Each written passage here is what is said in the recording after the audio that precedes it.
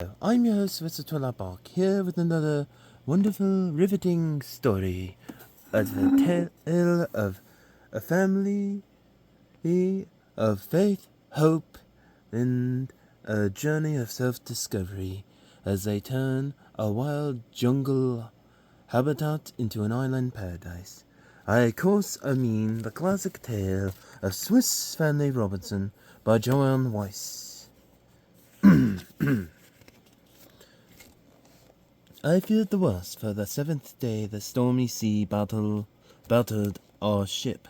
A hurricane wind howled through her torn sails. We had been bound from Switzerland to Connolly in New Guinea.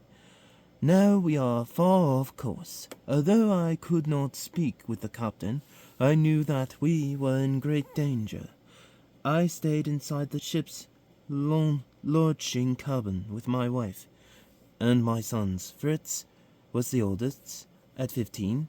Next oldest was Ernst, then Jock, who was 10, and Franz, who was nearly 8. Was our youngest boy. My wife and I did our best to cheer for our sons. Suddenly there was a terrific crash. We were thrown to the deck. The ship had struck rocks, and the shore was still some distance away. I heard the captain yell, "Lower away the boats. We are lost." I saw the last lifeboat leave without us. The rocks held the front of the ship right tight and high above the sea. "Courage," I told my family. "Tomorrow, if their wind and waves become calm, we should be able to get ashore." The next morning we built a raft from large wooden tubs and wooden strips. Carefully, each of us stepped into a tub. As we rowed towards the shore, Turk and Juno, the captain's 2 dogs, rowed along. We did not know what awaits us on land. We could only hope to arrive safely. We reached the land. We saw no signs of our ship's crew or captain. I feared the worst. I feared we were lost in the storm. My family and I gave thanks for our safe return to land. Although this land was strange indeed, the island's rocky coast gave way to flat land and waving palm trees. Our first chore was to build shelter. We made a tent from wood and the ship's sails. The boys gathered soft moss and grass for our beds. Fritz and I gathered supplies that had washed ashore from the ship. Only when we were done did I allow the boys to wander a bit. Jack did not go very far before he began to shout, "Father, father!" Jack danced about with something clamped on his leg. As I got closer, I saw that my boy found a lobster. Or perhaps the lobster found him. When we freed Jack's leg, he offered his lobster for dinner. Ernst brought back oysters and sea salt. Fritz found a strange pig-like animal. My wife made a hearty soup for our dinner. Before we could eat it, we had to make some spoons. "Oyster shells will do," suggested Ernst. We all set to clean shells. They made clumsy spoons, and we burnt our fingers using them. Even so, no meal had ever tasted so delicious. We slept soundly that night, worn out from our day of activity. Early the next morning, I told the family that Fritz and I would search for shipmates. We would also find what else the island had for us. Turk came with us. Fritz was eager for the ship, but was not worried about the crew. Why should we trouble ourselves about them? They left us to fend for ourselves. We should not return evil with evil, I explained. Also, they may help us build a shelter, and they took no food from the ship. They may be starving. Fritz saw the good in this. As we explored, we found some coconuts. We drank the sweet milk and ate the fruit. Farther along we came upon some calabash and gourd trees. I knew at once the gourds would give us a better supply of spoons and bowls. Still farther, we discovered sugarcane and cut the sweet plants to carry with us. For Fritz, the best discovery of all was a tiny orphaned monkey. What jolly little fellow it is. Do let me raise it, father, he said. I agreed with Fritz. Named the little monkey Keynips. The monkey rode first on Fritz's shoulder, then Turk's back. Our family was delighted to see that this strange little rider returned with us. Of the ship's crew we found no trace. Our family was truly alone on the island. I did not want to worry my family, but I knew we could be stranded for a very long time. With this in mind, I told my wife, we must return to the wreck while it is still calm. We came to bring ashore, or the cow and the other animals that are on board. We may also find tools and supplies that we will need. Fritz and I rowed our raft to the ship.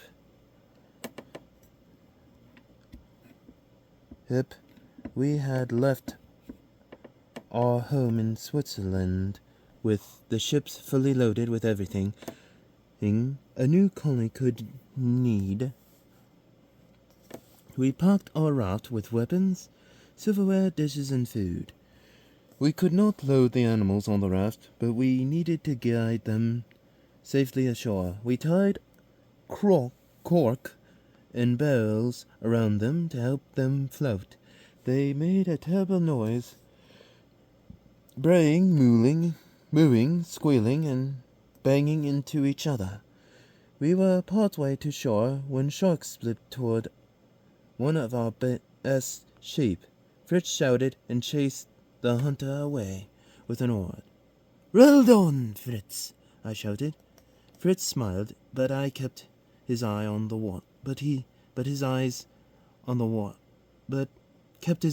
water. The shark did not come back. Once again, our family was pleased with Fritz, and I brought back my other sons had been busy too. Ernst discovered turtle eggs.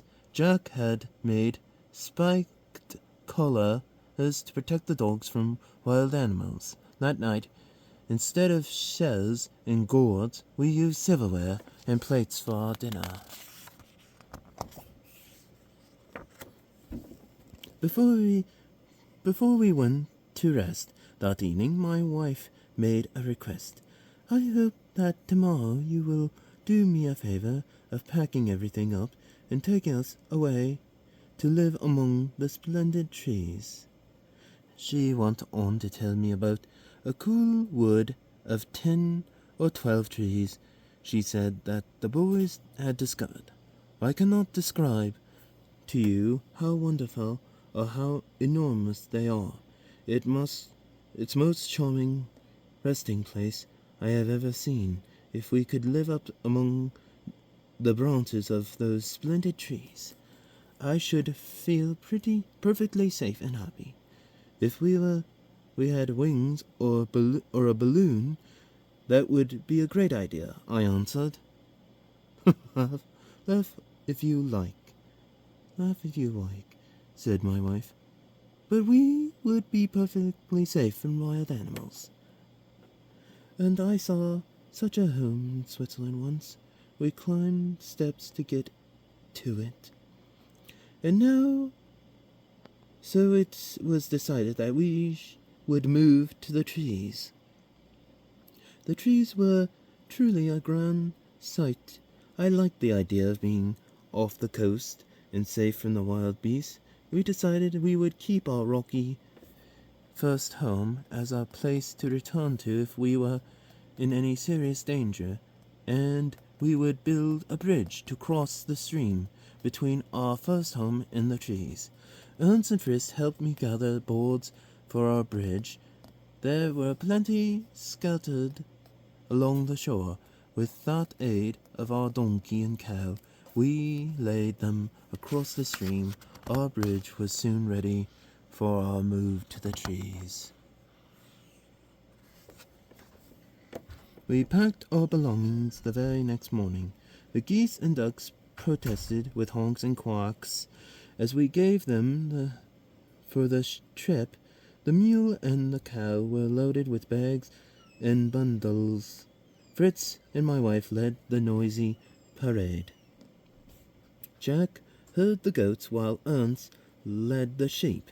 Franz rode on the donkey, and little Knips rode on a goat. Beside giving us shelter, I soon found that the enormous trees would give us food as well. The trees seemed to be fig-bearing mangroves, I told my wife. The boys heard me, and we were soon eating the fill of the fruit. The very first night we built a tent. We slept on hammocks hung from the tree's huge roots. Early next morning, though, we built our tree house. We used the tree trunks that for the rear wall and built 2 walls out from it. Solid boards from the ship became our floors. Then with the wood that we left, we built a table and benches. I told the boys that we needed to name the different places we had been on the island. The bay we had landed on became Safety Bay, our first home on the rocky shore. We named 10th home for the largest tents we had built there. There were many suggestions for our new home in the trees. We finally agreed upon Falconhurst.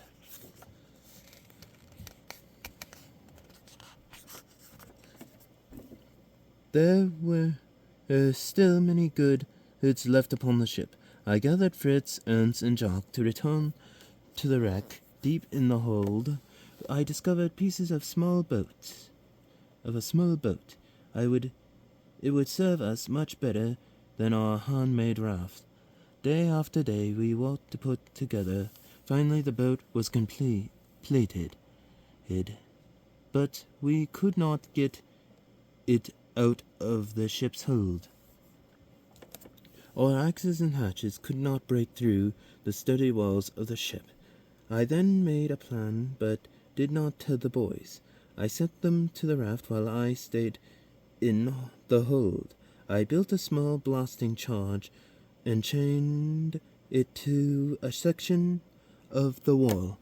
Then I lit a slow-burning match and hurried to shore with my sons. We had just touched land when we heard the roaring explosion. Smoke burst out of the hold. As the smoke drifted away, I whispered to my wife that it was safe to go back to the ship.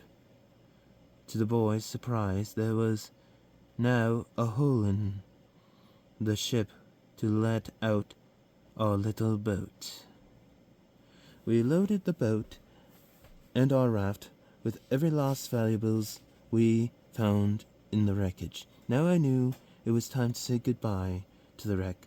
I feared that it would signal pirates of our location. I fastened a long fuse, 2 barrels of gunpowder. As our boat reached shore, I triggered the gunpowder. Soon the ship was gone. along with our little link to our old life in Switzerland. Now that we were no longer had a reason to go to the sea, my wife suggested a home improvement to Falconhurst. I should say, like to be able to get our nest without having to climb a ladder. Could you make us a flight of stairs?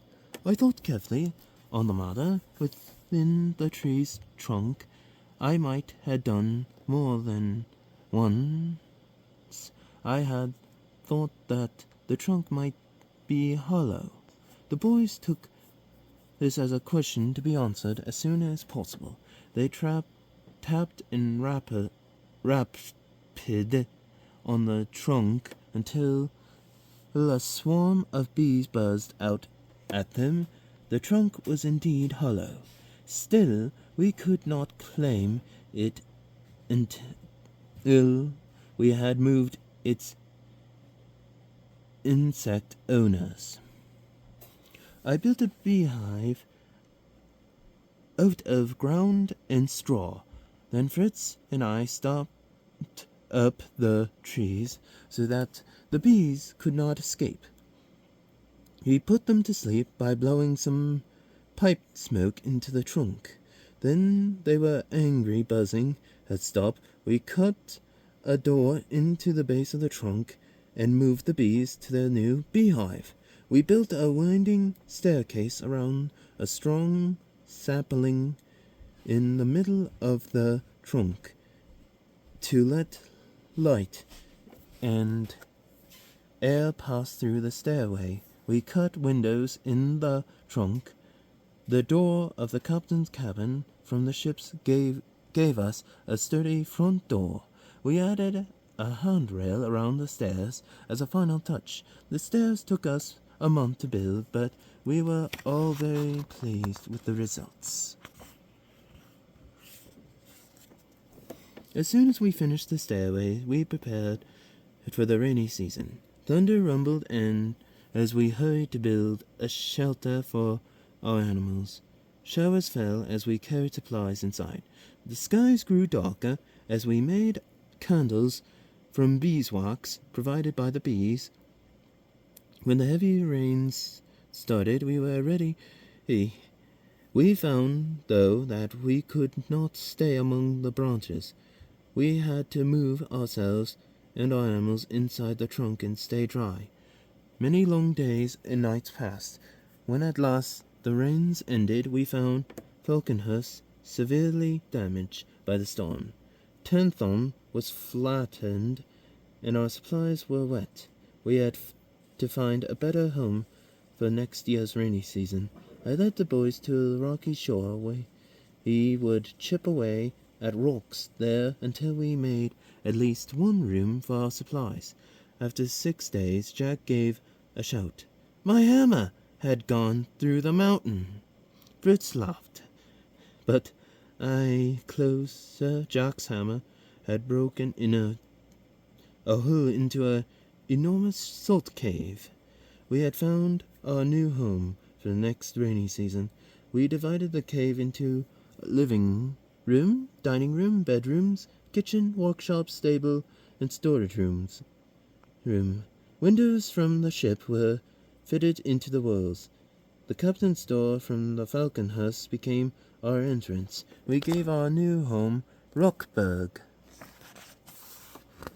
Now that we had Rockburg for our rainy season and Falconhurst for the summer, I began to look for a place for our growing number of animals. As we searched the island, Franz came out.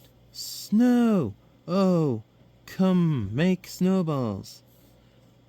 I smiled and explained to my son that the fluffy white was not snow. He was seeing cotton plants.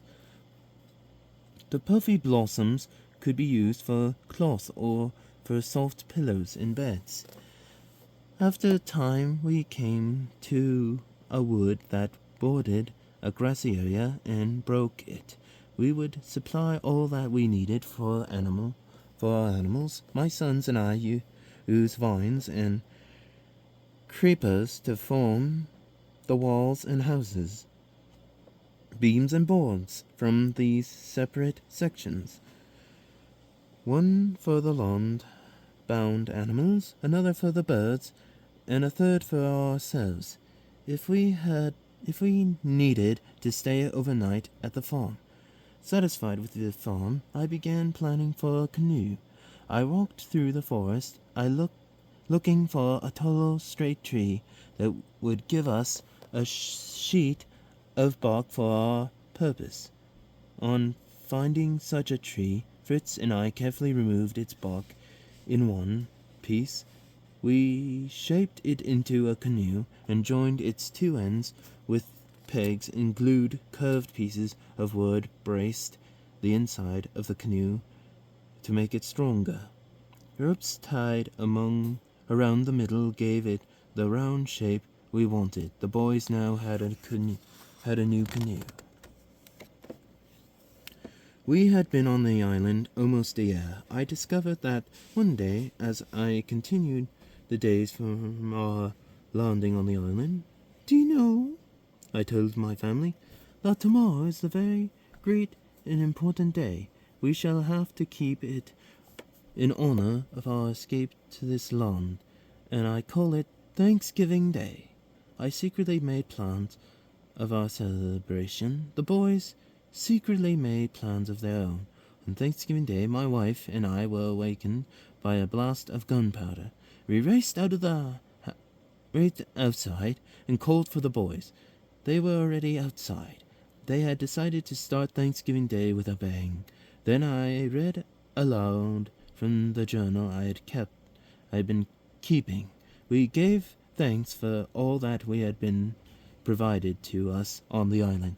Next, it was time for the sports events. I set the boys through contests of marksmanship, archery, running, climbing, running, riding, and swimming. Little Franz showed how he had trained a calf to walk and trot at his command. When all we were done, Fritz, winner of the marksman and swimming events, was rewarded with a hunting knife and rifle. For Ernst's champion runner, there was a gold watch. Jack earned a silver-plated spurs and a riding crop for his climbing and riding. Young Franz received a pair of stirrups and a driving crop for calf training. Then another blast ended our Thanksgiving Day celebration. The other boys and I continued to explore our island. One day Fritz looked through his spyglass, the small telescope we had brought from the ship. We shouted, "I see a party of horsemen riding at full gallop toward us." Ernst and Jock looked too, but they could not tell what was approaching. I looked carefully and told my sons, "They are ostriches.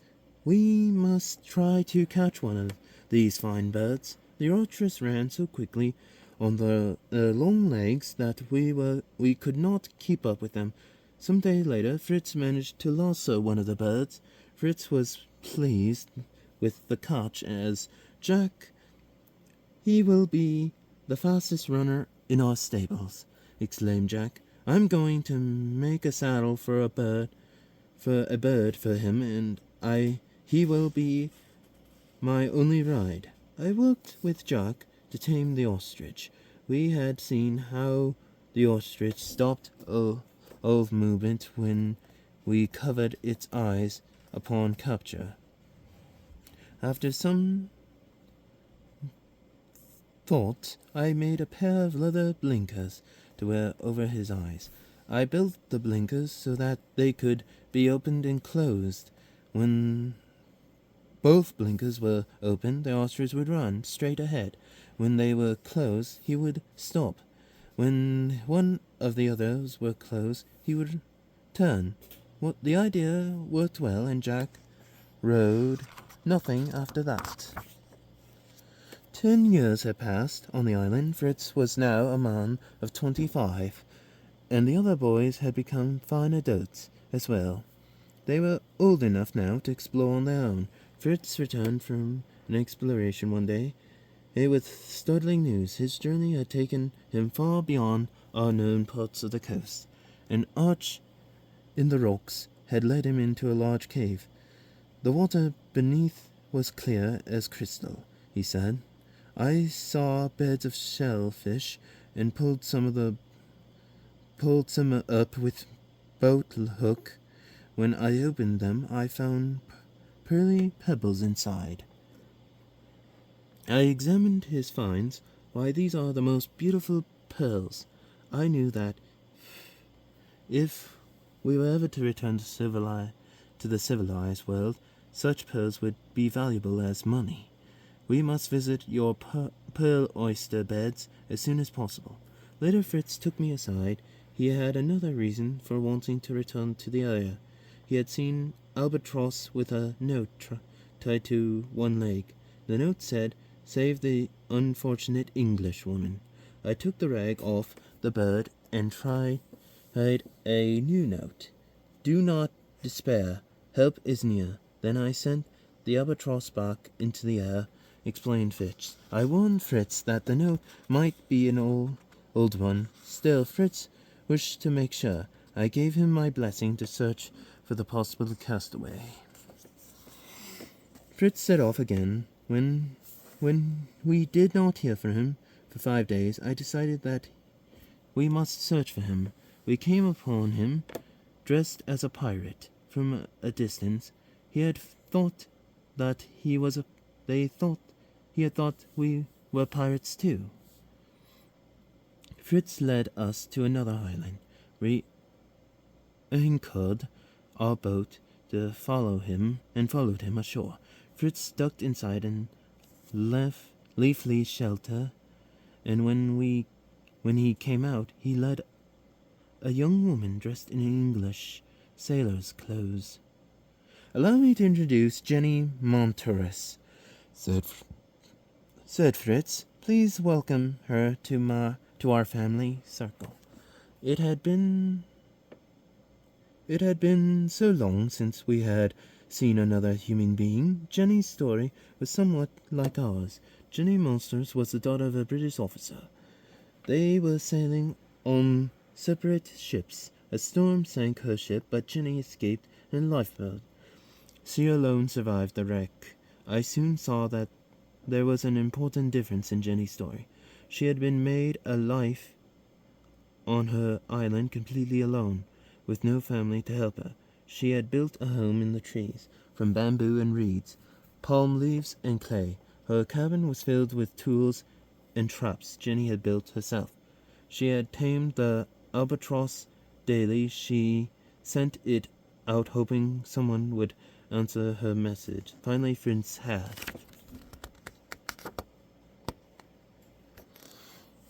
Jenny journeyed our family as we shared stories of our island homes. The rainy season, the year seemed to go much more quickly. Once again, when the weather cleared, we set to cleaning and repairing our homes and farm.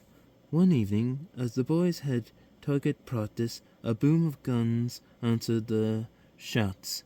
"Shots!" Fritz and I set out to sea. We discovered a ship anchored nearby. Fritz peered through the spyglass and exclaimed, "I see the captain, father. He is English. I know he is English. Just look at their flag." We hurried back home and made our settlement tidy and welcoming for the guests we soon have.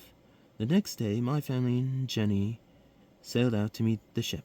Captain Littlestone was startled to pleased to see how Colonel Monsters, Jenny's father, had sent him looking for his daughter. We welcomed the British officers to our home on the island.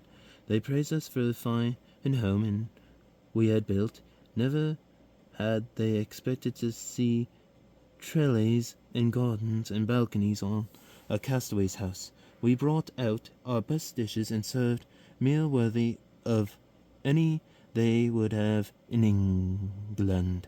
Amid the joy of the celebration, my wife and I knew that farewell would soon be said. We would leave, and who would stay?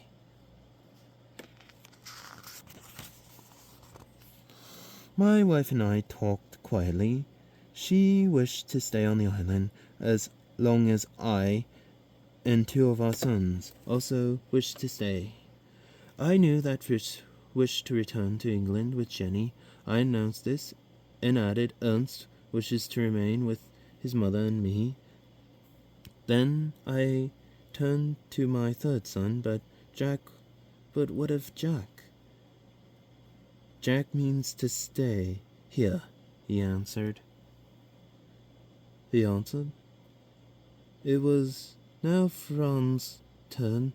I would like to go to a good school in Europe, he said, and I might be well for one of us to go home with the intentions of staying there. As I am the youngest, I could adopt most easily. We raised our glasses to in a toast. Long life and happiness to those who make New Switzerland their home, said Ernst. Success and happiness to us who return to England, added Franz. Hurrah for New Switzerland, shouted all. That night my family was together for the last time. As the others left for the next day, I handed Fritz my journal. I asked him to see it published so that others might learn of our stories. My heart filled with sadness and joy, and wind filled the ship's sails, for afar through my sons I would greet old Switzerland. In our home, on our island, I would wish the best for New Switzerland. And that was Swiss Family Robinson by Joan Swice. Tune in next week for the exciting tale of Gulliver's Travels by Jonathan Swiss. This is your host, Sylvester Talabok, signing off.